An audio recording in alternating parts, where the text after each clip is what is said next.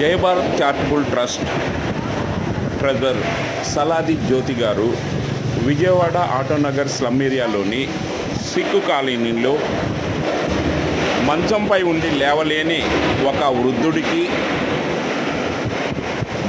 అక్కడ ఉన్న చెక్క బల్లలపై చుట్టూ గోతాలు కట్టి దోమలు కొట్టకుండా ఈగలు పడకుండా కాపాడుకుంటున్న చుట్టుపక్కల ప్రజలకు జ్యోతి గారు ఈరోజు భోజనం ఏర్పాటు చేసి అతనికి దోమతెర తీసుకొని వెళ్ళి లోపల కట్టుకోమని అందజేశారు.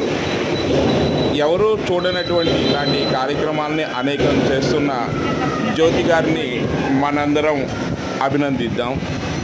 అలాగే ఈ చారిటబుల్ ట్రస్ట్కి చేసే సేవలను మనందరం అభినందించి వీరిని ప్రోత్సహించి మరిన్ని సేవా కార్యక్రమాలు జరిగేలా చూడాలని కోరుకుంటున్నాం.